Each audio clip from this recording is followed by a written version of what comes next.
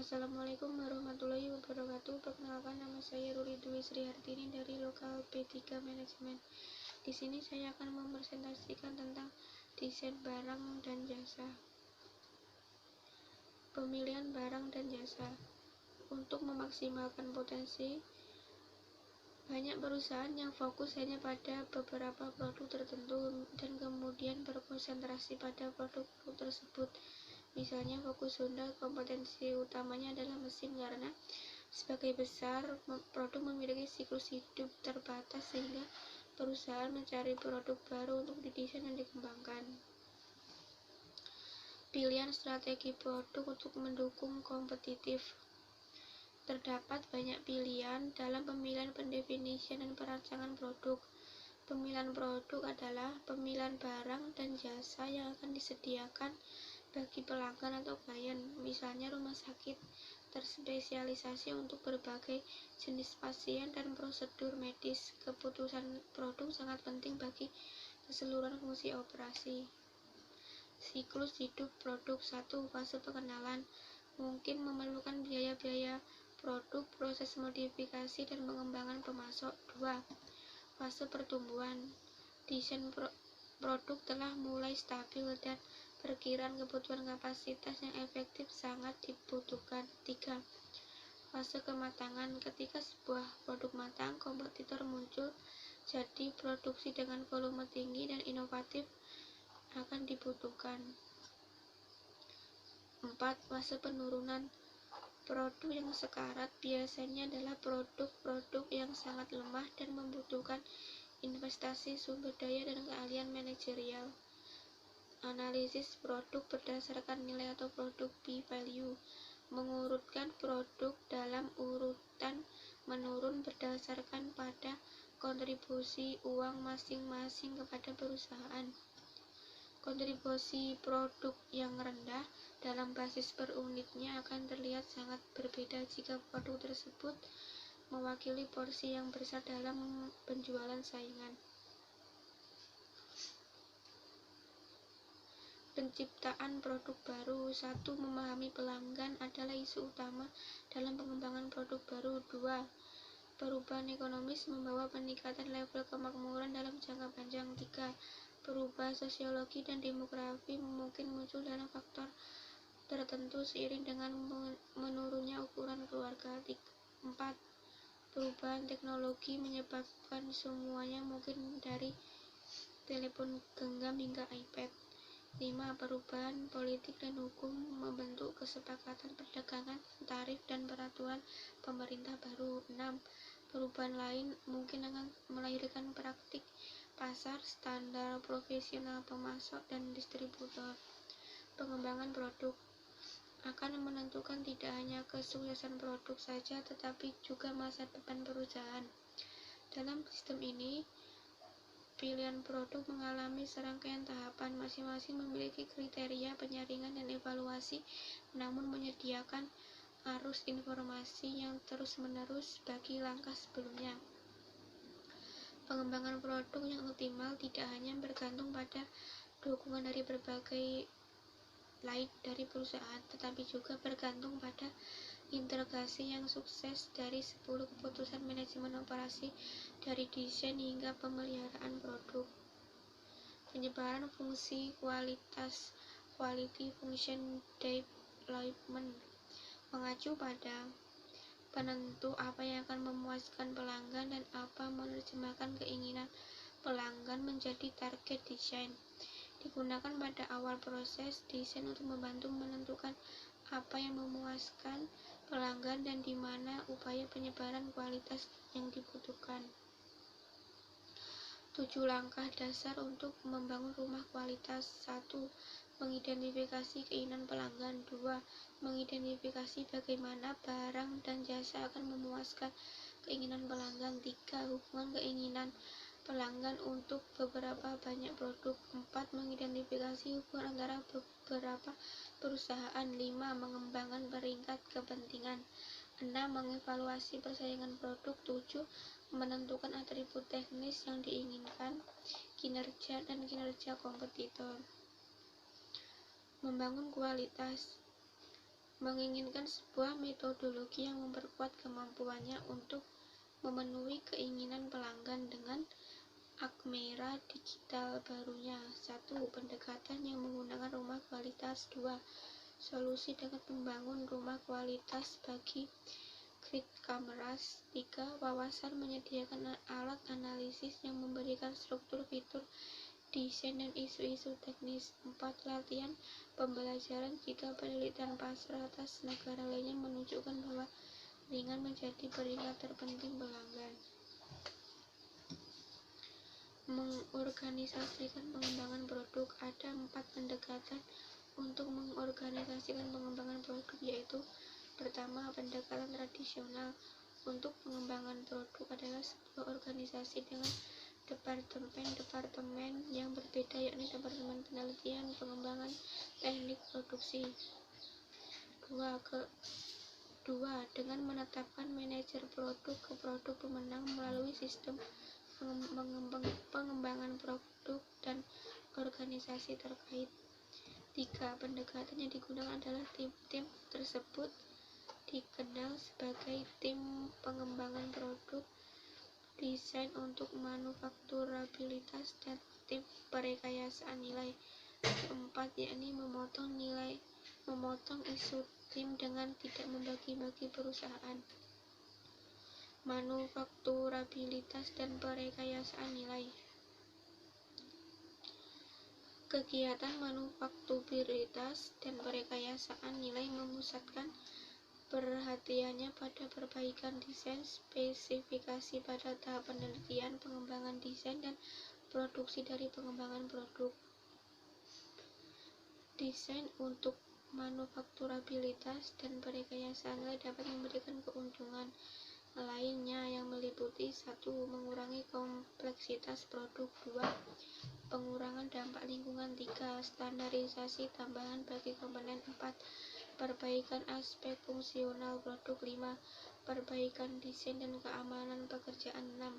Perbaikan kemampuan perawatan suatu produk.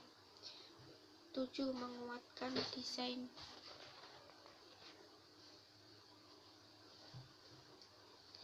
Peluncuran desain produk.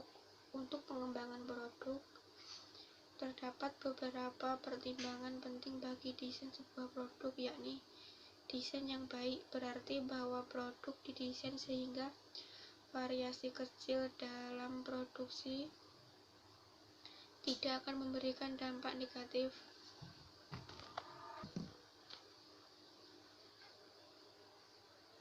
2. Desain modular.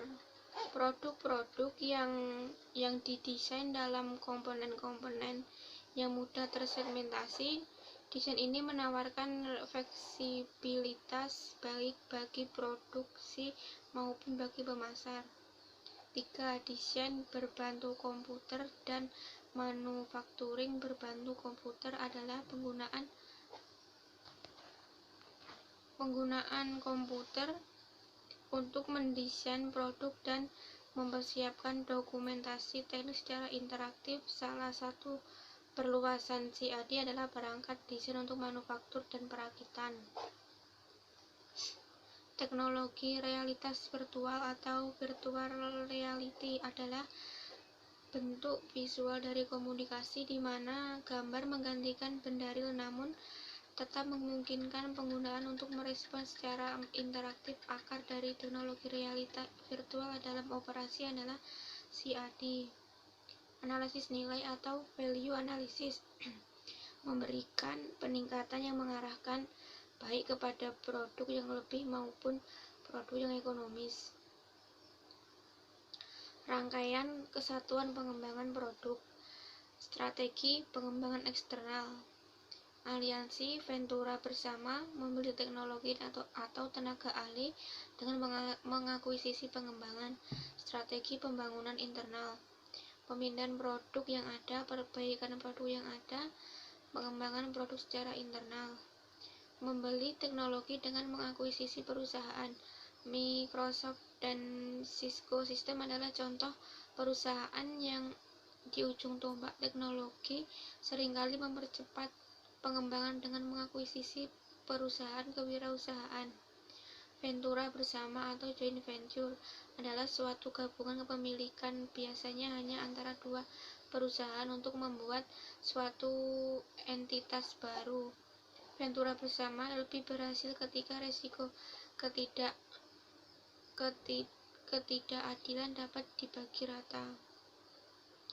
Aliansi atau alliance terutama menguntungkan produk yang akan dikembangkan jika memiliki teknologi yang sedang bergejolak. Misalnya, Microsoft sedang mengupayakan dengan beragam perusahaan untuk perusahaan dengan konvergensi komputer, internet, dan siaran televisi.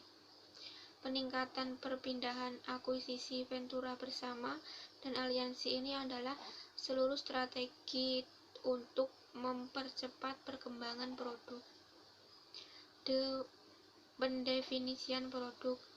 Pertama, barang dan jasa yang baik didefinisikan dalam hal fungsinya, yaitu apa yang dapat dilakukannya, kemudian didesain dan perusahaan menentukan bagaimana fungsi tersebut tercapai. Spesifikasi rumit bagi produk diperlukan untuk memastikan produk berjalan efisien. Oleh karena itu, setiap perusahaan membutuhkan dokumen-dokumen untuk mendefinisikan produknya. Keputusan buat atau beli, make or buy decision, membedakan antara apa yang ingin diproduksi oleh perusahaan dan apa yang ingin dibelinya. Karena variasi kualitas, biaya, dan jadwal pengantaran, keputusan buat atau beli penting bagi pendefinisian produk. Dokumen untuk produk. 1. Gambar perakitan atau assembly drawing, menunjukkan gambaran jelas suatu produk, biasanya adalah gambar 3 dimensi. 2. Gambar perakitan atau assembly chart, secara sistematis menunjukkan bagaimana suatu produk dirakit. 3.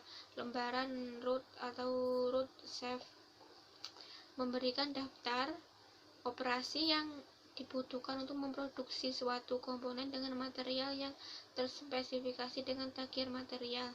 4. Petunjuk kerja atau work order adalah sebuah instruksi untuk membuat sejumlah item tertentu, biasanya pada jadwal tertentu. 5. Pemberitahuan perubahan perekayasaan, mengubah beberapa aspek definisi atau dokumen produk. Manajemen siklus hidup produk atau product life cycle management adalah sebuah paying dari program perangkat lunak untuk perusahaan yang menyatukan fase desain dan manufaktur produk, termasuk mengikat banyak teknis siklus hidup yang lebih pendek, produk yang lebih menentang secara teknologi, lebih banyak aturan terkait material. Desain jasa. Industri jasa termasuk perbankan, keuangan, asuransi, transportasi, dan keuangan komunikasi. Produk yang ditawarkan oleh perusahaan mulai dari prosedur medis. Analisis jaringan rantai proses atau process chain network. Suatu rantai proses adalah urutan langkah yang menyempurnakan kegiatan. Partisipasi sebuah proses bisa jadi produsen, penyedia jasa, atau konsumen. Jaringan dibangun oleh tiga proses wilayah, yaitu 1. Wilayah interaktif langsung, mencakup hal-hal proses yang melibatkan interaksi antar partisipan. 2. Wilayah interaksi pengganti atau substitusi, mencakup langkah-langkah proses di mana situ partisipasi berperan dalam sumber daya partisipan. 3. Wilayah pemrosesan independen. Penambahan efisiensi jasa. 1. Membatasi opsi karena pelanggan dapat berpartisipasi dalam pendesain jasa. 2. Menunda kostumisasi, mendesain produk sehingga kostumisasi ditunda selama mungkin dalam proses adalah hal yang mungkin. 3. Modularisasi, memodularkan jasa sehingga kostumisasi ada dalam bentuk perubahan modul. Strategi ini yang memungkinkan jasa yang beragam didesain sebagai entitas modular yang standar. 4. otomatisasi memberi jasa menjadi bagian-bagian kecil dan mengidentifikasi bagian-bagian tersebut yang memberikan masing-masingnya otomatisasi. 5. Momen kebenaran interaksi. Pelanggan yang tinggi berarti bahwa dalam industri jasa terdapat momen kebenaran ketika hubungan kebenaran penyedia dan pelanggan sangat penting. Dokumen untuk jasa. Dokumen jasa untuk produksi. 1. Pendekatan, yakni membuat sebuah dokumen produksi untuk kasir di driver up window yang menyediakan informasi penting untuk melakukan pekerjaan yang efektif. 2. Solusi. 3. Wawancara dengan menyediakan dokumentasi dalam bentuk naskah atau pedoman untuk kasir kemungkinan yang efektif dan produk jasa yang baik meningkat. 4. Latihan pembelajaran. Penerapan pohon keputusan atau decision trees untuk desain produk. 1. Pastikan bahwa semua alternatif yang mungkin dan keadaan alamiah disertakan dalam pohon. 2. Hasil dimasukkan di akhir cabang yang tepat. 3. Tujuannya adalah untuk menentukan nilai yang diharapkan di setiap tindakan. Sekian presentasi dari saya. Apabila ada kurang lebihnya mohon dimaafkan. Wassalamualaikum warahmatullahi wabarakatuh.